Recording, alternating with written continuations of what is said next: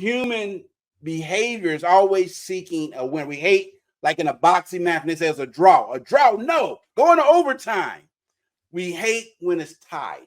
But you think about this. We want things to be fair and equitable, but we're always rooting for there to be a definitive, unified winner. And the truth of the matter is, in business, you really do want it to be a tie where everyone walks away feeling good about the deal. It shouldn't be like the gladiator. I killed him. Think about the terms for you. I killed it. Unleash your potential with MetaMindSream, disrupting possibilities. Dive into the fusion of positive neuroscience and business strategies with Scottlin and Dr. Lyman Montgomery. Break free from limiting beliefs, expand extraordinary lives, and boost business profitability. Welcome back to MetaMindSream, disrupting what's possible. Right, Lyman? Yes, disrupting what's possible. We had a huge old talk about that when we first came up with the name, because we're like, well, what does that mean? Does that mean disrupting what the good things? But it's actually disrupting the mindset, right? Isn't that what we decided? Mm-hmm. Yes. Disrupting mindsets, our beliefs. All the garbage that's up there. All the garbage that's up there of what is possible.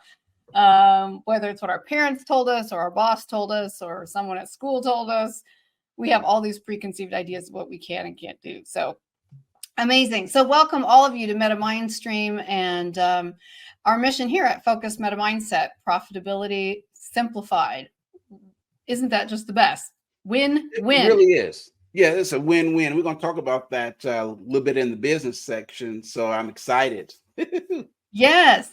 And we do this by combining the principles of positive neuroscience, which is a fascinating field, with actionable business strategies. So you get the best of both worlds here. And we have two parts to the show. If you're new with us today, we have the business segment followed by the lifestyle segment, seeing what can we do with a meta mindset to make a tremendous difference in our life. So glad you're here today. Please like and subscribe. Share this link with someone that you like who might have enjoy watching it as well. So today's topic is conflict resolution, business and personal. Lyman, give us a little introduction on that. Yeah, in any type of relationship, especially in business, there will come a time where you will enter into a disagreement. It might be over a contract. It might be over a joint venture, especially who gets the list, who controls the money is probably the biggest one that most conflicts or partnerships happen. So we're going to talk about how to work through those types of conflicts to come to a positive mutual resolution. So it's going to be a powerful segment dealing with business conflict. Absolutely. And so what are some of the problems that we find in conflicts that create the biggest problems? Like, what are the kind of challenges, like people refusing to listen, unwillingness to make agreements? What would you say? Yeah, I think there are three major, if you look at them as buckets, there's probably three major types of conflict that you would see in any type of organization. The first and the biggest one is lack of clear expectations. There's a lack of clarity.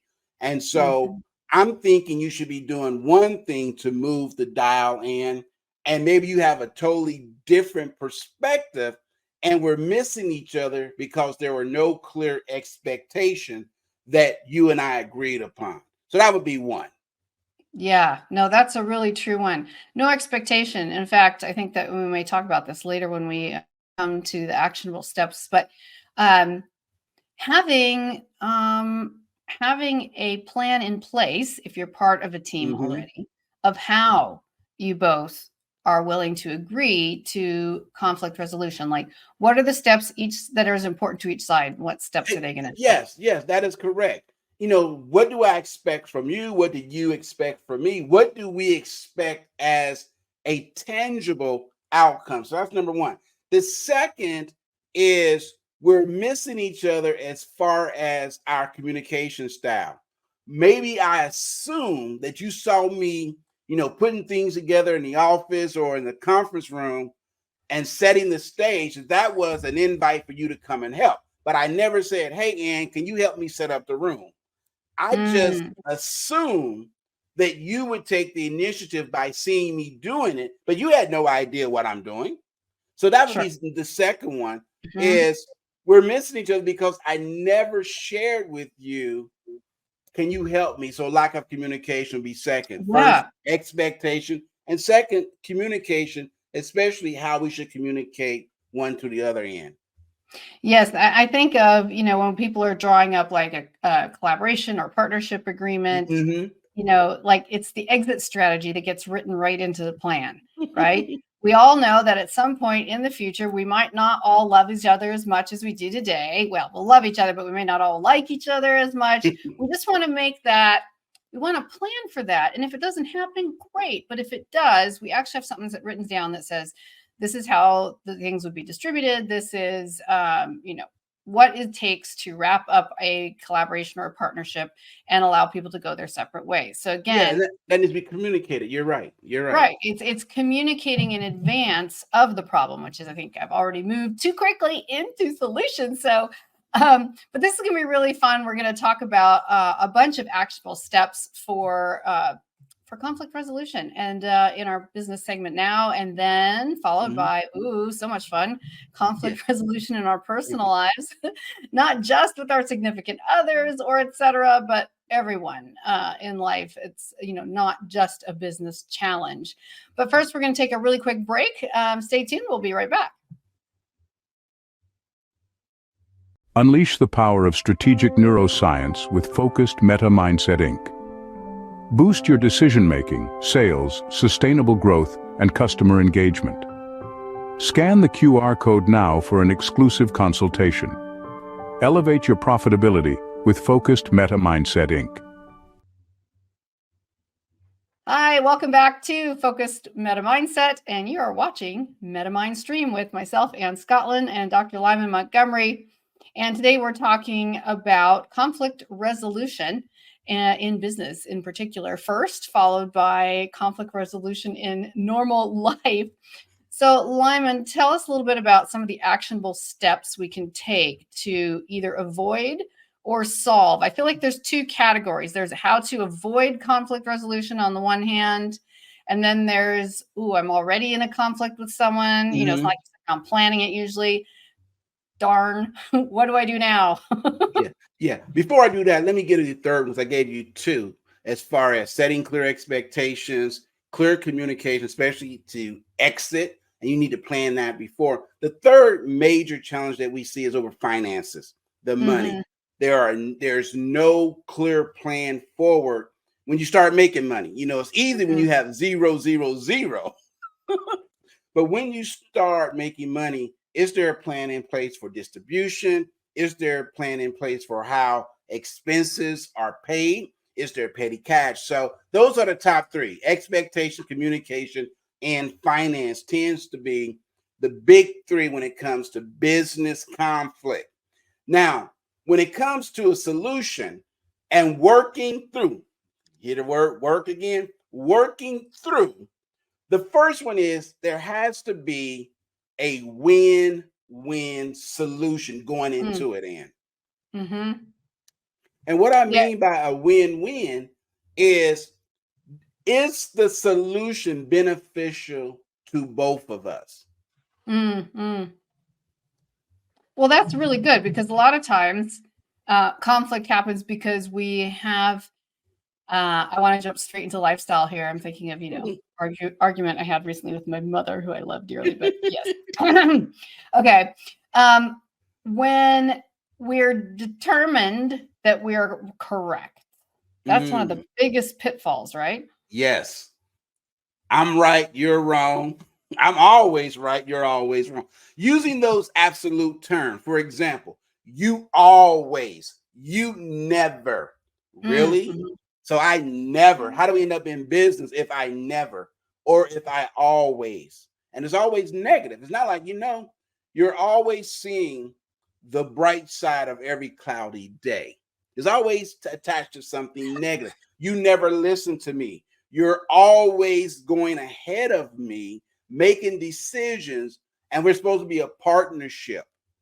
And so that goes to that communication. So making sure you have a win-win. The second is open dialogue. It shouldn't be a monologue where one person sits there and the other person is talking at the partner. Yes, no, I definitely. It has to be an open conversation. I used to have conversations about highly unrecommended topics with a certain relative of mine, politics, religion, and it was never a conversation. They literally had mastered the art of talking over me, and they could do it for 2 hours, like where I couldn't even get a word in edgewise because they were very passionate. And I understood that, but that is not communication. That's like just a dictatorial mindset, or you're welcome to have your own belief system. But if you think this is a conversation, it's not. But I want to back up real quick, too, to the actionable steps that we're sharing today, which is the acronym WORK, WORK. And the first two that we've already covered is win-win. That's the W's, solutions with Lyman that Lyman already covered. And now we're on O, open dialogue. Right. And making sure that it's mutual, that even if you have to set the agenda, and we do this in our meetings, because I can talk a lot. I am a talker. And you may say, okay, Lyman, let's limit to 2 minutes. All right. And that's great for me because now it guides me through the conversation so that it's not, I'm just a talking head, but that it's an engaging, open conversation. And so for those of you that are watching or will listen to this, you want to make sure that it is a dialogue, even if you have to set time limits for yourself. I was thinking about the salt timer, like on a board game where you flip it over, like a 2-minute salt timer. Right. I'm thinking the hourglass. Or a little hourglass. Get your little hourglass. Like if you have a good rapport with the person and you both have a fair, reasonable sense of humor, even that can be a fun thing to keep on your desk or your kitchen counter. It is. Absolutely. That is hilarious. But again, it helps keep you focused. It helps move the conversation along. And that leads to the third one, which is probably the most important. And that is respect the other's position. It doesn't mean that you agree with it, but respect the person's opinion or the other person's position. And we've said this at just about every podcast. We don't always have to agree, but we definitely must be in alignment. And that's where that respect comes in. Absolutely. Being in alignment. And alignment even is the willingness to forge a solution. Because sometimes, and again, it's so easy to pull lifestyle examples out of this, but I've seen couples who had fought for decades. And they wouldn't break up, but they also wouldn't find a solution. So they were caught in this cycle of hell, basically, right? Where neither one was committed to finding the solution. And then there's the thing of what's fair. Well, if I'm willing to compromise and they're not willing to compromise, I shouldn't compromise myself. So now we're right back in the argument again. And I think some of that happens where we try to put equity in fairness. Even though they tend to run together, we say fair and equitable. Give you an example. A great example is cooking. My wife is a chef extraordinaire. She can put things together. She watches cooking shows. She invests in recipe books and she loves it. And she will try different things. I'm not that guy. All right. And so if I try to say, well, it's only fair if I try to match your level of cooking, it's not going to work. I don't have the passion for it. I don't have the temperament for it. Now, converse that when it comes to doing laundry. I'm bragging. I am extremely good at doing laundry. Can you come to my house, please? I am better at folding. I will sit there and get a folding board, make sure that the lines are perfect. Because I enjoy doing it. It releases me. My wife, she washed clothes, put it in the hamper or take it upstairs, hang it up. And I'm sitting there, but aren't you going to fold them before you take them upstairs? What for? I'm putting them on a hanger. So again, if we're trying to be fair and equitable, we're going to miss each other and create conflict. And I think that's part of the problem is we're trying to say, well, but I do more than you. Well, let's dive into that. I think this is a really good conversation, actually. Diving into, for some people, that's they're easily recognizing the difference between equity and fairness. But for some others, it may be like, wait, they'll sound awfully similar. Like equity means being equal, and fair means like being equally splitting responsibilities. Distribution, let's right. dive into that. Yeah, let's dive into the difference between equity and fairness as you see it. Yeah, the way I see it when it comes to business is based on your skill set. So what's fair is I'm better at doing, let's say, accounting. You're better at doing marketing. So why don't I focus my energy on accounting? Whereas if I'm trying to say, well, it's fair, which means I'm going to do 50% accounting, you do 50% accounting, which you may not be good at. You may actually suck at it. Converse that with you're doing 50% of the marketing, then I'm going to try to go over there and do marketing. Don't know the first thing. So that's why it doesn't work. The equity part works where it says, I'm going to operate in my lane, you operate in your lane, but together we reap the benefits together. That's the fairness. So if we look at, for example, a payout, is it the marketing that got the contract or is it the accounting? It's both. You need both. So we share, the equity part is we share in the distribution of the profits. That's where the fairness and equity, but never with the work. And there are things in our company that you are extremely good at, better than me. So why am I trying to go over there and gum it up? For example, and vice versa. You have a That's degree why we in wouldn't English. have a company if it wasn't for two of us having balanced skills. Exactly. When it comes to writing, you have a degree in literature. Okay. So why am I going to sit there and say, well, I think it should be this? And you are skilled in that area. Now, I can contribute to it, but you're skilled in that area. So that's what I meant when I talk about fairness and equity. Not necessarily equal work, or better yet, let's put it this way, not necessarily equal effort, because that's going to be individualized, but it can be equal in the sense of how we distribute the work based on our skill set, and it's equal and equitable in how we split the profits, if that makes sense, Ann. Absolutely. And I think another, we could even break this down. This could be a whole nother episode sometime on just on equity alone, which is different kinds of equity, like equity in being heard.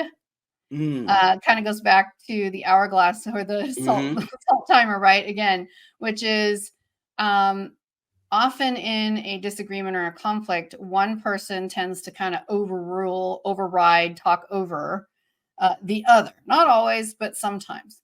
So there's an equity in actually being heard. So let the other person make their case. I have had more success in my own affairs and resolution in business with finding solutions by doing more listening than talking, right? So it's amazing how much you can deflect, or I say rather not deflect, deflate is, I think, deflates high emotion situation. Diffuse is even better word. Diffuse a high emotion situation instead of like trying to one up, is to just shut up and listen for a little while and listen. Let them get some full sentences and paragraphs out. And after a while, they're kind of looking at you like, wait, I know you disagree with me, but why are you not saying anything? They're kind of get this look like, and then you're like, I totally get you. I hear exactly what you're saying. And here's what I heard you say. I heard you say that you disagree with points 1, 2, and 3 because you think that's not the best for our bottom line. Is that what I heard you saying? Yes. Okay, awesome.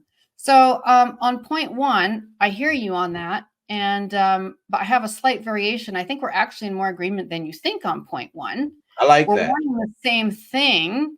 I just feel like contracting with company A has an advantage over company B, but I think we could do some metrics and let the metrics answer. Would that be a good solution for you? Perfect. And I think that is an awesome way of getting to a solution, which actually goes to what we're talking about with respect. But then the last part, which is the K, is knowledge sharing. And what you just demonstrated is you respect the person, but then you offer an alternative and you say, let the metrics be the deciding point. In other words, let's take the human element out of it. Let's just simply look at what do the results say? And this gets us into a situation where we're not saying, well, you just don't like my ideas. No, we did a cost benefit analysis, and company A is actually going to save us $26,000 over the next year, whereas company B, because of nickel and diming and all these add-ons, is actually going to cost us $40,000. But it's these hidden costs that they don't tell you about. Mhm. But Mhm. and so that's where, again, you respect the person. You go, and just to recap, a win-win situation. So when I go into negotiations, I go into them thinking, how can this be mutually beneficial for both of us, Ann? So it's a Mhm. win-win. Limit myself with the hourglass so that I'm not talking, 20 minutes and you only get 2 minutes and say, whoops, we're out of time. Absolutely. So yeah, I think that's limiting yourself to the time, and then pointing to your example of a solution with company A and company B, knowing when to not keep insisting that you're right is the greatest negotiating talent, really. Mm-hmm. Because if I said company A and you said company B, and the metrics say company B, I'm going to honor what I said before, which was, let's let the metrics decide, bottom line, which one is potential to cost us the most money or save us the most money. And be okay with it. Maybe you can't stay working with company B. Maybe you know someone there you just can't stand. Well, you could communicate that and say, I'll tell you, one of my big reservations was I think that their communication and leadership style has a lot wanting. Mm-hmm. But if you feel comfortable with it, maybe you can say, would you be willing to be our point person with them if you're comfortable communicating with them? And if so, then I'm totally willing to go along with company B, Yeah. right? Yeah, you're So you're playing to always the looking strength. for wins for Mm-hmm. them and wins for you. That's awesome. That is awesome. One of the things that I think gets in the way with that is ego. You think? Where I know it's ego. I want to hold on to my position of being right. Tom over there, and I'm making up this name, fictitious name, Tom, is Hear that, Tom? a He's talking about you. Tom is an ask hole. If you don't know what that is, listen to the episode from last week. And I don't want to deal with ask holes anymore. Fair enough. No, absolutely. No, I love it so much. It's so much fun. Those were two wonderful episodes. Don't be an ask, ASK, and then the other one, HOLE acronyms, both of them. Yes, no, absolutely. And I love the last point you made for this work acronym: win-win, solutions, open dialogue, R, respect others, position, K, knowledge sharing. The knowledge sharing is not limited to the disagreement at hand. Knowledge sharing is an incredible opportunity to contribute added value to the other person. That's If you correct. catch your breath or you take a sip of coffee, you're like, not straying too far from the subject, but by the way, if you need XYZ, I have a great contact there. I was just thinking of that the other day. And if you want me to introduce you guys, I'd be happy to. Oh, yeah, that'd be amazing. Yeah, thank you. Cool. So, okay, so back to where we were. Now see what we're doing? You're finding ways to create sharing of knowledge, to create that equity, to respect the other person, to make it win-win for them. It doesn't always have to be just the thing in the argument now. You can bring in other elements to communicate them. This is what a meta mindset is different. Meta mindset is about looking for organic opportunities to forge solutions more easily and create more profitability in the workplace, right? That is so true. When I think about that, the last part, the case, sharing knowledge, it doesn't always mean what you know. It could mean, going back to your example of the metrics. What does the metrics say? And what if I don't like the answer? Am I willing to share it anyhow? What if I find out that I'm wrong, 100% wrong, but you don't know that yet? Do I hold on to that? This is my secret. I'm going to keep it. I'm not going to share. Or do I say, and you were right. I was wrong. Let me share my findings with you. So it's being open and transparent as well. And when you have the fortune to, as I do with you, when we have the fortune to work with someone who has the best interest in mind, and you might have a disagreement or something, but in the end, they respect you and you respect them. You have such a great opportunity, and don't risk losing those relationships over petty conflicts, because if you can share knowledge, support, find an equitable solution, be willing to not have to be right all the time, you keep not only a professional acquaintance, but you keep a friend.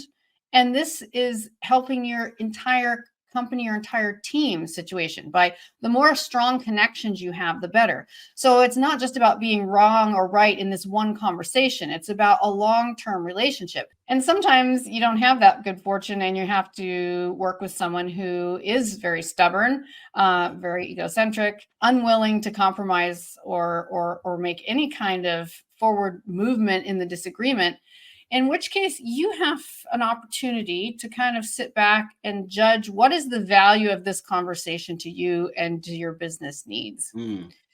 Is it worth trying to win at the cost of creating an enemy? You have to think about all the cost benefits of this conversation. And sometimes, whether it's in life relationships, which we're going to talk about next, or in business, there are those moments where you have to walk away. I think both of us have had that experience in our own life, in business situations where, and it's okay. Yeah, and it's okay. But don't just keep arguing for the sake of arguing.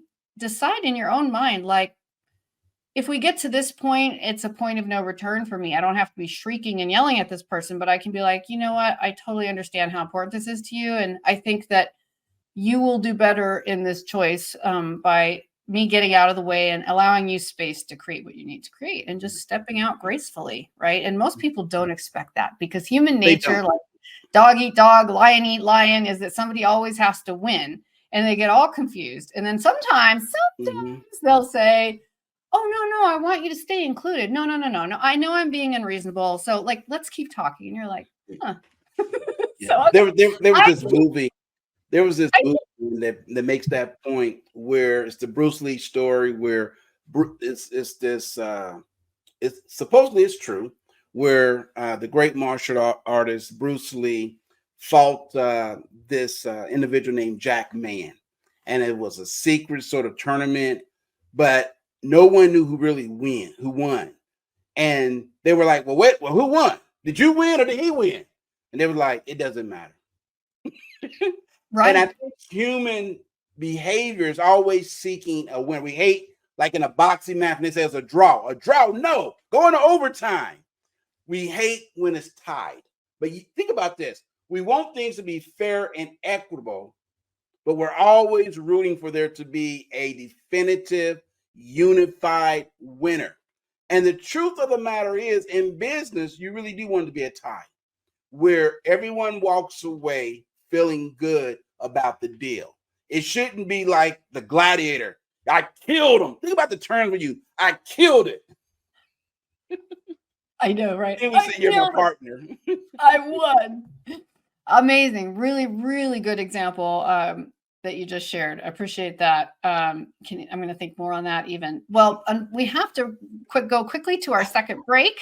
And after that, we already started our integrated pieces of our lifestyle conversation around MetaMindset. But we're going to come back and wrap up today with a little more chatting around MetaMindset, about how you can find better solutions to conflict and find conflict resolution in your personal life. and anywhere outside the job. So stay tuned and we'll be right back. Unleash the power of focused MetaMindset lunch and learn sessions. Sharpen problem-solving skills, spark innovation, foster collaboration, and build adaptability and resilience. Elevate your team's success and profits. Discover more at www.focusedmetamindset.com.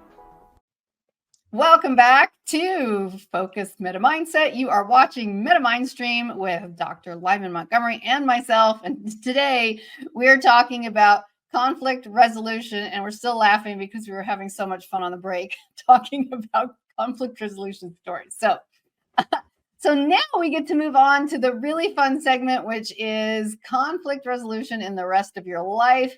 It can be your boss, but in this case, we're particularly looking beyond business. And there's so much beyond business, Lyman. It's not just your significant other, right? This is family members, relatives, friends, people in your religious organization, clubs, in general, anytime, any place. I've seen some pretty major conflicts in restaurants between people who didn't even know each other.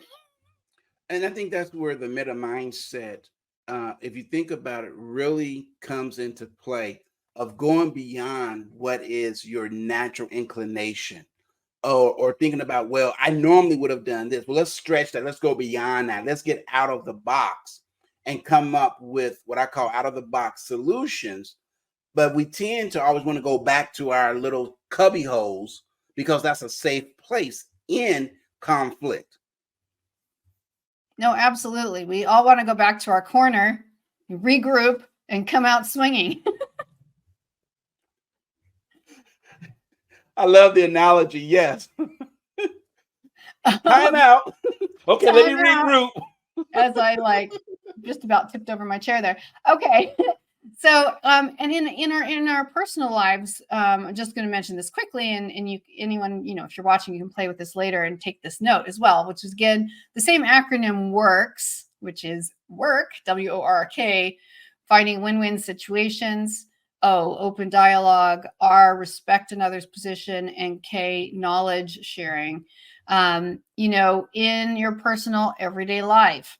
I'm thinking of some of those conflict resolutions I've had across my life from my childhood all the way to yesterday.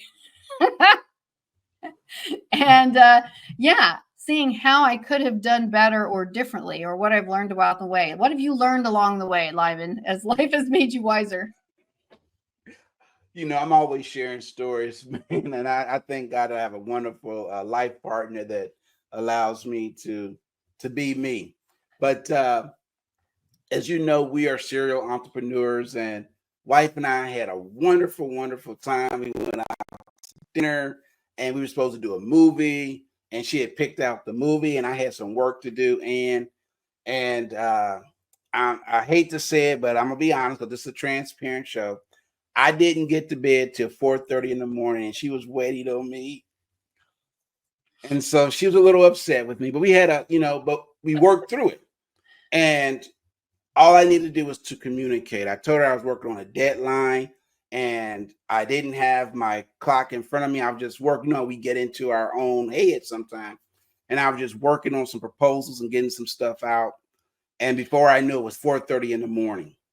And now I apologize, but it's more than just an apology. And it's also saying, okay, Lyman, what can I do to avoid this conflict that I created next time? And it was so easy to send her a text. Just say, honey, I'm sorry. Can we move our, movie date to Sunday? I didn't do that. So I'm still learning, y'all. So right, there's no end to learning ever. If anyone ever has learned everything they need to know, then I will never listen to them because it's not possibly true. But I love your example, because it's a real life application of where our work life and our personal life bump into each other. And the more and more that people work from home and are around family members during the workday, this happens a lot. Also, the work isn't removed from our home. So when it's the weekend and we have some downtime, or we think something needs to be done, it's really easy to work. I completely relate to this. it's very hard to kind of, and I'm so over the word boundaries, you guys. Like, seriously, can someone come up with something new so I don't have to barf? They're just some words that are so overused. So, like, what is it that it's less about boundaries and more about priorities? Are we prioritizing and are we explaining? That's what I would say. One, are we prioritizing, in which case is the relationship more important than the work? If the relationship is more important than the work, but the work is literally an emergency, like you're not going to get your taxes in, then a conversation with the significant other is probably enough to buy time and set a date for next Tuesday night or whatever it is, right? Yes. Yes. Otherwise, you can say, you are my priority. Let's just take all evening to do this, but I'm going to get up really early Sunday morning and I'm going to do the few hours of work I have left. And I want you to know that the old me would have just insisted on working because I can be a little bit of a workaholic, but I just want you to know that you're important to me, right? So even honoring the fact that that's what should have happened. Yes. Right. That's what should have happened. Always easier to see in retrospect. Can I just share what my justification, because you brought up a very, very good point. Prioritizing, because she mentioned that. She didn't feel as if she was a priority. But when we had our conversation that following morning, and I explained to her the why behind what I was doing, it made sense, but I never communicated that to her. And so when you mention as far as prioritization and communication, I think they go hand in hand. And that's a very, very good point that, yes, honey, you are a priority, but if I don't consistently communicate, then you could feel as if business, money, and others is more of a priority in that moment. Yeah, I think again, the communication is so important to avoiding unnecessary conflict, right?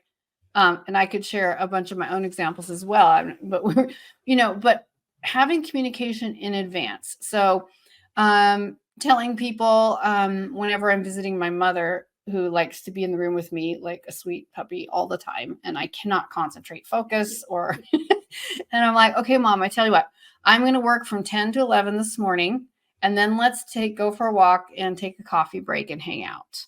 I give her expectations, and then I honor those expectations. Unless there's an emergency, I honor those expectations. Now she doesn't feel like I'm constantly kicking her out of my office. There's that there's an expectation that I'm going to work until 11, and then she can interrupt me without getting in trouble, if you will, right? So, yeah, and then it's also showing her that I prioritize our time with her, and I could easily keep working always. When can I can always keep working. You know this, Lyman. You know how you are too. Oh yeah. We could burn both ends and the middle. In the middle. And I'm always just waiting for the explosion. So that's another episode on balance. It really is. Well, I prefer to call it integration more so than balance, because how do you integrate your work and your life and the different aspects of your life? And so I could have justified and said, because this is what the ego, we just transparent on this show, y'all. This is what the ego Lyman said. Wait a minute. I got up early. I did the laundry. I stripped the bed. I folded up the clothes. I remade the bed. I took out the trash. I went shopping with you. I took you out to dinner. I did 5 things. I messed up on 1. Give me credit for my 5. It doesn't matter, because at the end of the day, think about this. Going shopping and eating, it still benefited me. Watching a movie that she wanted to watch benefited her more so than me. But it's the closeness and the connection that she wanted. And to feel like I took time away from doing something else and made her the object of my affection, which she is. If someone had to ask me, what was my number one pointer for conflict resolution, I would actually have to say being generous. Now, I want to qualify that, because it doesn't mean being generous does not mean being a doormat.